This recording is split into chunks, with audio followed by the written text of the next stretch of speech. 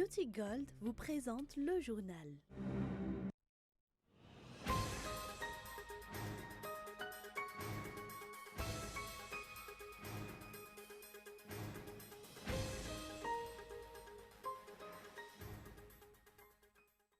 Aujourd'hui, le délai limite accordé par la CENI pour retirer toutes les affiches qui sont posées aux endroits non destinés à cela prend fin. À compter de demain, cette commission va procéder au retrait de toutes les affiches posées aux endroits proscrits par la loi. Comme sanction à cette infraction, une amende de 200 000 arrières par jour, plus le paiement des frais de retrait de ces affiches. Un logiciel va être utilisé pour améliorer la protection des propriétés foncières à Madagascar. Une mesure adoptée pour la première fois au sein de la Grande Île est comprise dans le projet CASEF. D'autre part, les distributions de certificats fonciers se poursuivent. Au Soudan, c'est une nouvelle étape dans la recherche d'un accord entre l'armée et les représentants des manifestants. Tard hier soir, l'armée a annoncé être arrivée à un accord sur une période de transition politique de 3 ans en vue d'un transfert du pouvoir aux civils.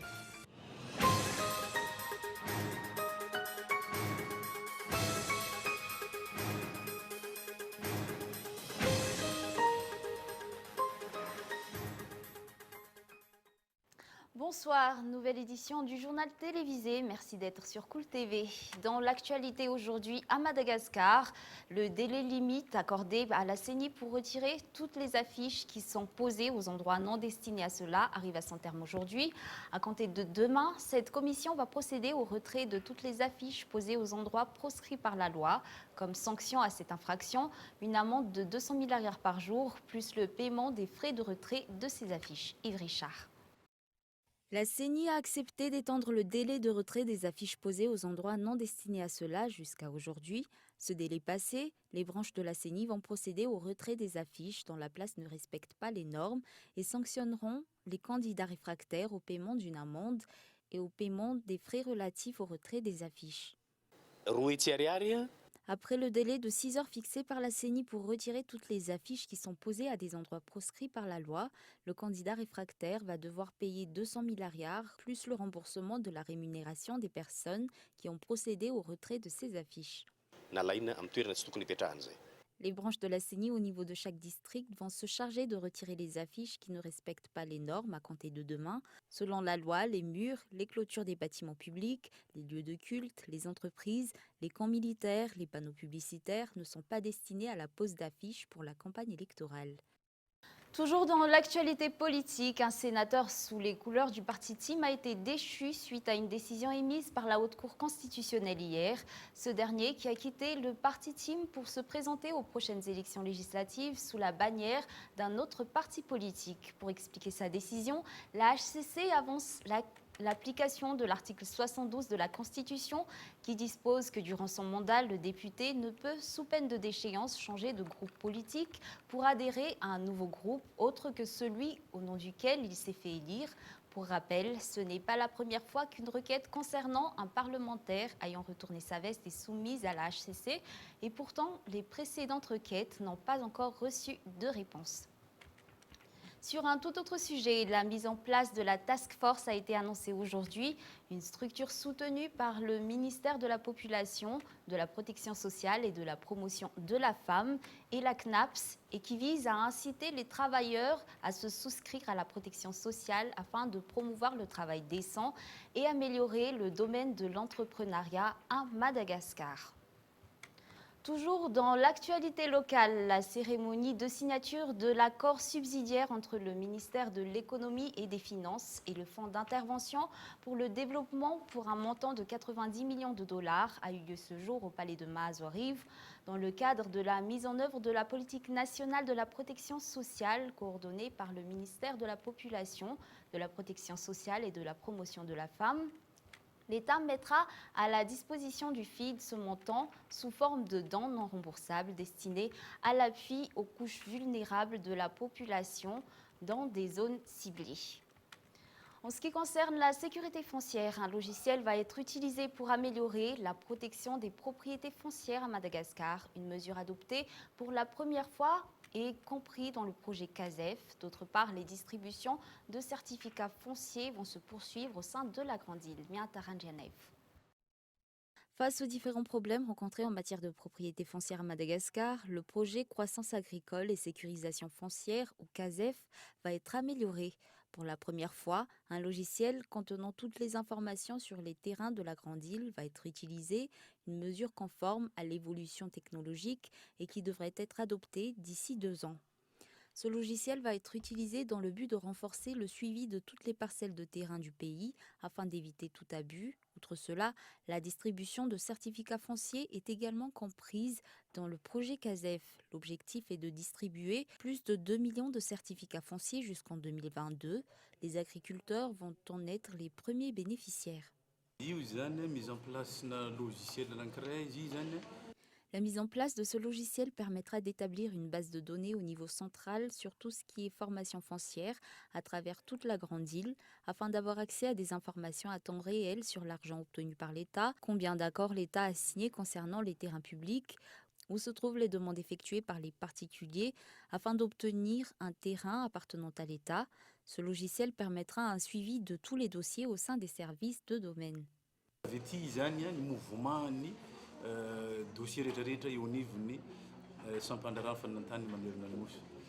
Le projet CASEF a pour but de faciliter l'obtention de certificats fonciers et de titres. 15 secteurs vont désormais pouvoir bénéficier de ce projet effectué grâce à une collaboration du ministère de l'Aménagement du Territoire, de l'Habitat et des Travaux publics et le ministère de l'Agriculture et de l'Élevage, un projet financé par la Banque mondiale qui a accordé 52 millions de dollars, dont 34 millions de dollars est consacré aux propriétés foncières.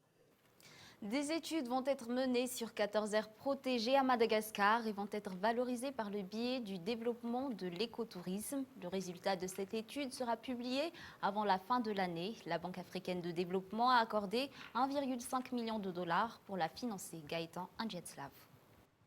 14 parcs nationaux vont être valorisés à travers le développement de l'écotourisme. Les bailleurs de fonds vont être amenés à collaborer avec la population locale, le but étant d'attirer plus de touristes et de décupler la création d'emplois. Une étude sur ces parcs sera menée jusqu'à la fin de l'année avec la collaboration de la Banque africaine de développement, Madagascar National Park et le ministère responsable. La biodiversité est un domaine qui permet de développer l'économie de Madagascar et de créer de nouveaux emplois.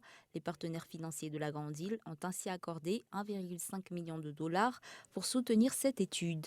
C'est un secteur de levier pour la croissance économique. C'est un secteur où il est possible de créer beaucoup d'emplois décents pour la population malgache et lutter contre la pauvreté. Donc pour le moment, c'est un financement de 1,5 million de dollars qu'on a mis en place pour accompagner les études de faisabilité qui vont déboucher sur des études détaillées complètes où il y aura une conférence des investisseurs privés et des partenaires au développement. Et nous verrons quelles sont les infrastructures critiques qui pourraient être financées par le public.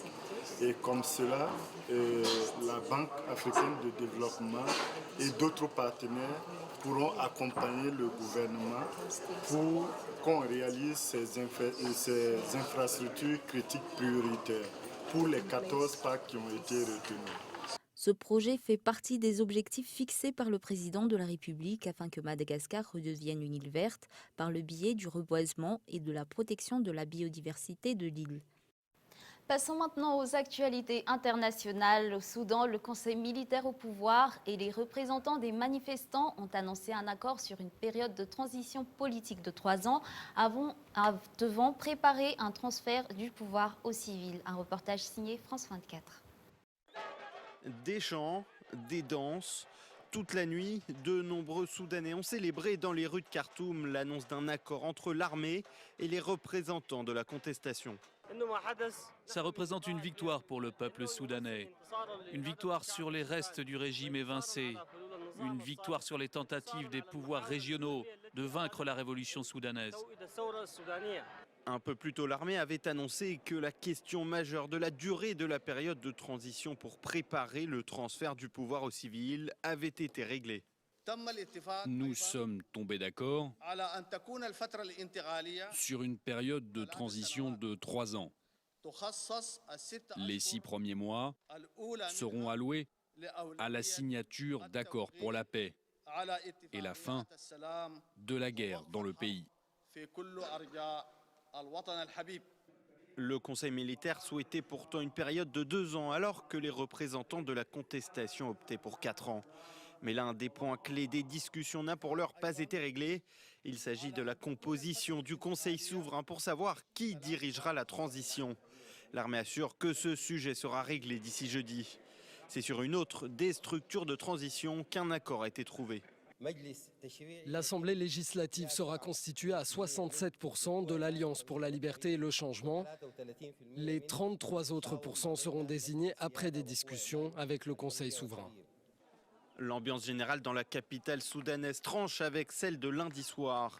Des violences avaient fait plusieurs morts. De nombreux manifestants accusent l'armée qui nie en bloc.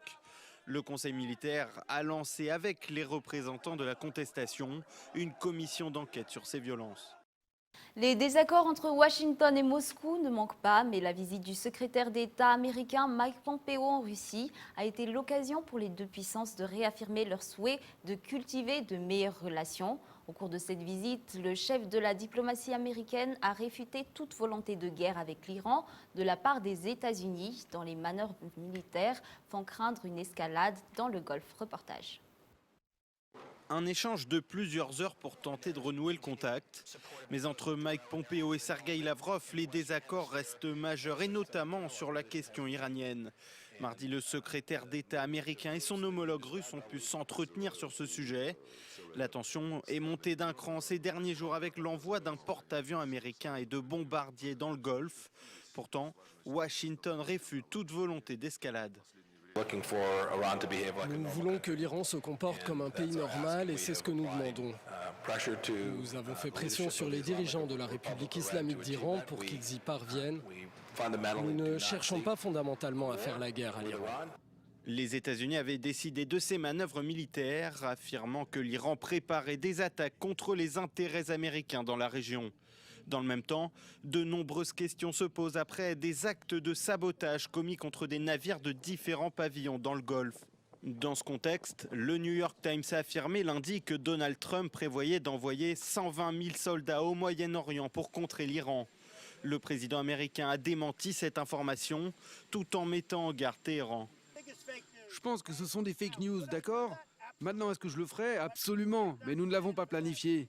J'espère que nous n'aurons pas à le planifier. Sinon, on enverrait bien plus de troupes que cela. Du côté iranien, l'ayatollah Khamenei a lui aussi affirmé qu'il n'y aurait pas de guerre avec les États-Unis. Pour le guide suprême, il s'agit de tester la détermination de chacun. Et avant de nous quitter, faisons un bref rappel des grands points de ce journal. Un logiciel va être utilisé pour améliorer la protection des propriétés foncières à Madagascar. Une mesure adoptée pour la première fois au sein de la Grande Île et compris dans le projet CASEF. Au Soudan, l'armée a annoncé être arrivée à un accord sur une période de transition politique de 3 ans en vue d'un transfert du pouvoir aux civils. Et voilà, c'est la fin de cette édition. Au nom de l'équipe qui l'a préparée, je vous remercie de votre attention et je vous donne rendez-vous demain pour un nouveau journal. Au revoir.